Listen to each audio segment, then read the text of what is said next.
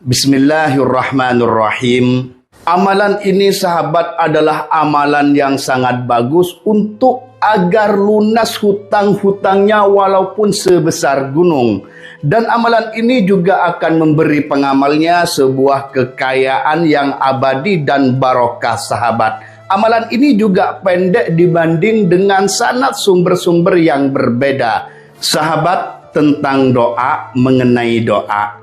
Pepatah mengatakan berdoa tanpa bekerja adalah bohong alias dusta. Orang berdoa terus tanpa ikhtiar, tanpa bekerja, itu adalah bohong alias dusta.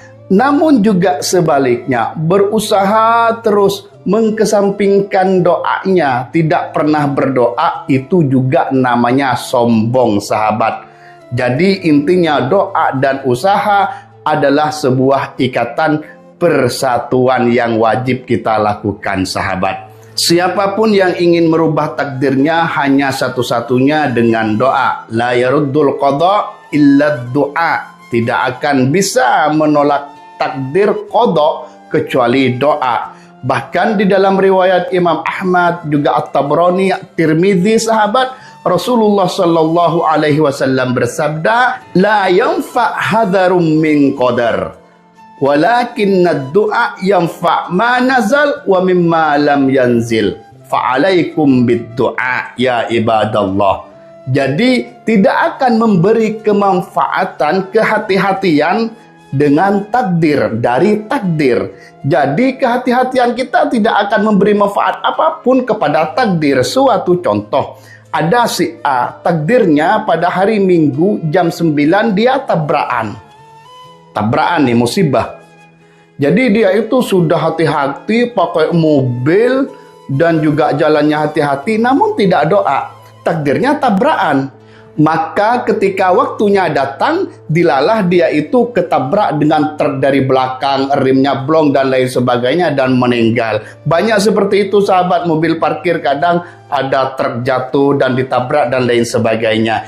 Begitu juga dalam kerezekian, berdagang namun tidak usaha, tidak mempunyai doa, akhirnya kena tipu, akhirnya ada musibah, bangkrut dan lain sebagainya. Itulah sebuah kehati-hatian tanpa doa sahabat. Walakin ad-du'a yanfa' ma nazal wa mimma lam yanzil. Tetapi doa itu bermanfaat apapun bagi yang sudah turun. Jadi doa itu bermanfaat bagi takdir yang sudah turun ataupun yang belum turun. Jadi contohnya begini, takdir ini sudah turun, tinggal eksekusi jam 9, yaitu akan terjadi atau kebangkrutan pada toko atau tabrakan. Akhirnya dia berdoa, minta keselamatan kepada Allah dan berdoa. Akhirnya Allah Ta'ala akan merubahnya sahabat. Yamhullah ma yasha wa yuthbit wa indahu ummul kitab. Allah Ta'ala bisa menghapus apa yang dikehendakinya dan juga akan menetapkan takdir-takdir ini, dan di tangannya adalah Ummul Kitab, Lauh Mahfuz. Seperti ini sahabat. Makanya Rasulullah sallallahu alaihi wasallam bersabda, "Fa'alaikum bid-du'a." Maka kamu tetaplah berdoa, karena berdoa itu bisa bermanfaat pada takdir yang sudah turun ataupun belum turun. Dan juga tanpa doa, kehati-hatian dan kewaspadaan tidak bermanfaat sama sekali dalam terjadinya takdir sahabat. Jadi intinya apapun kita harus yakin, ikhlas dan mendahulukan doa daripada amal itu sendiri. Karena jika kita ini mengkaji sebuah berapa banyaknya hadis dan datang ke Rasulullah itu mengadu, Rasulullah tidak akan lebih dulu menyuruh bekerja, tapi berdoa dahulu baru bekerja. Dan juga sekarang pun jika sahabat pergi ke kiai dan lain sebagainya, pasti yang dianjurkan pertama kali adalah berdoa, baru bekerja, dikasih doa, ijazah dan lain sebagainya. Inilah khasiat dan keutamaan dan fadilahnya, kelebihan karomah mukjizat dari sebuah doa sahabat. Jadi Allah berfirman di dalam surat Al-Baqarah, Bismillahirrahmanirrahim, wa idza sa'alaka ibadi anni fa inni qaribun ujibu da'watad da'i idza da'an falyastajibu li wal yu'minu bi la'allahum yarshudun. Jadi katakan Muhammad, firman Allah di dalam surat Al-Baqarah, jika ada hambaku bertanya tentang aku, inni qarib, aku sangat dekat. Ujibu da'watad da'i idza da'an, saya akan mengijabai doanya orang yang berdoa jika dia berdoa dalam arti yang istiqomah, yang yakin dan ikhlas. Seperti itu sahabat. Falyastajibu li, mintanya Allah cuma penuhi, taati aku, penuhi keinginanku, patuhi. Cuma itu sahabat. Wal yu'minu bi, dan imanlah kamu kepada aku, la'allahum yarsyudun, agar engkau dapat petunjuk, dapat kebenaran sahabat. Ini yang ada di dalam surat Al-Baqarah. Namun kedekatan kita kepada Allah dijelaskan dalam ayat yang lain sahabat, di dalam surat Qaf sahabat. Jadi Allah Ta'ala berfirman, menegaskan, walaqad khalaqnal insana, dan aku yang telah menciptakan manusia, kami yang telah menciptakan manusia, wa na'lamu ma tuwaswisu bihi nafsu, dan aku tahu apa yang dibisiki, yang dikatakan oleh hati mereka, oleh bisikan mereka. Aku tahu karena aku yang menciptakan manusia. Wa nahnu aqrabu ilaihi min hablil warid, dan aku, firman Allah, kata Allah, lebih dekat kepada manusia, kepada hamba ini daripada urat-urat leher sahabat. Dari sana kita harus selalu yakin dan khusyuk kepada doa sahabat. Karena semua ini berjalan dengan doa, dan doa itu sudah dijelaskan di dalam hadis silahul mukmin, senjatanya orang yang beriman sahabat. Jadi jangan sampai pernah remehkan doa, dan namanya senjata yaitu banyak, begitu juga banyak doa ini, karena doa adalah senjata. Kerezekian banyak, kewibawaan banyak, dan semuanya doa itu bertaburan sahabat, karena doa adalah senjata.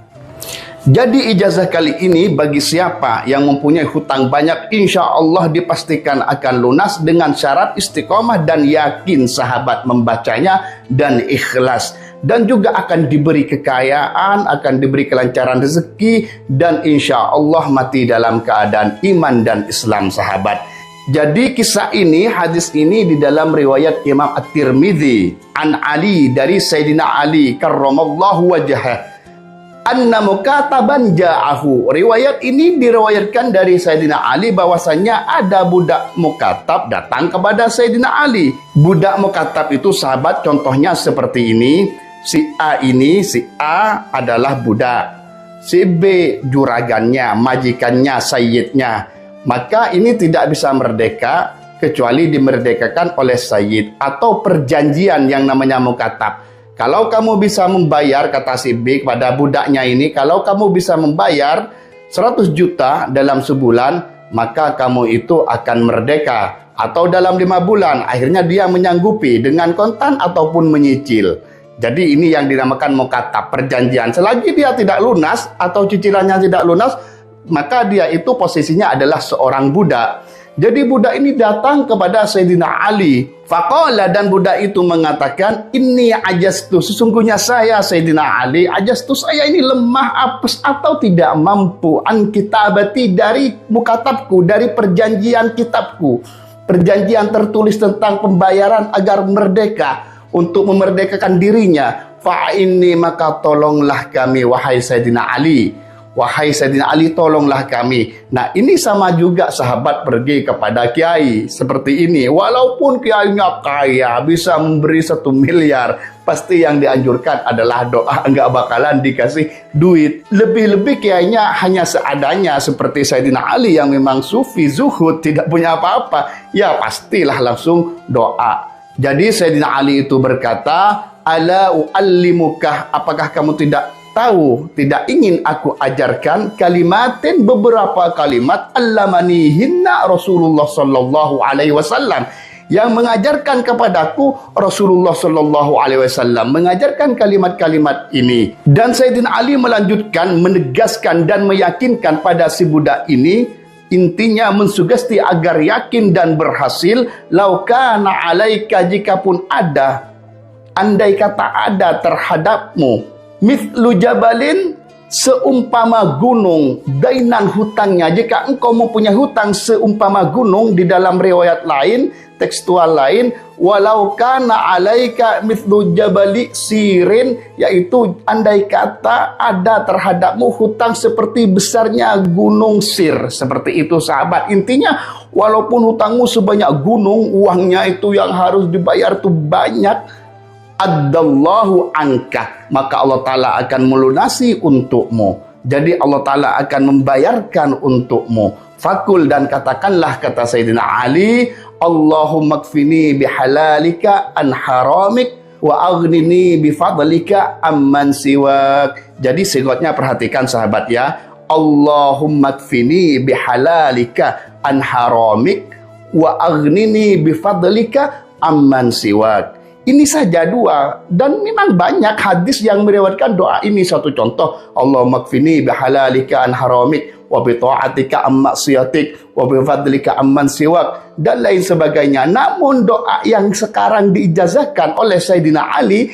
dari Nabi Muhammad SAW hanya dua kata sahabat, yang sahabat seharusnya diamalkan setiap habis sholat 3 kali. Setiap habis sholat 3 kali berharap hutangnya lunas dan dapat mukjizat dari doa ini, yaitu cuma dua kata, Allahumma kfini bihalalika an haramik wa aghnini bifadlika amman siwak. Allahumma kfini, ya Allah cukupkan kami ya Allah, bihalalika dengan rezeki halalmu, an haramik terhindar atau tidak butuh, karena cukup dengan yang halal sehingga terhindar dan tidak butuh daripada rezeki-rezeki yang haram, yang diharamkan oleh Allah. Wa aghnini, dan kayakan kami ya Allah, agar kami tidak butuh. Kayakan kami ya Allah bifadlika, dengan keutamaan Engkau, dengan kelebihan Engkau, dengan fadilah Engkau, amman siwak, sehingga kami tidak membutuhkan perhatian keutamaan dari selainmu ya Allah. Jadi hanya dua kata ini yang diulang-ulang sahabat. Nah, inilah yang mengamalkan dengan yakin, ikhlas dan khusyuk, insya Allah akan terwujud. Jangan minta instan sahabat. Minimal 40 hari diamalkan dengan ikhlas, khusyuk, dan juga dengan menghadirkan agar Allah Ta'ala melunaskan hutang-hutangnya dan melancarkan rezekinya.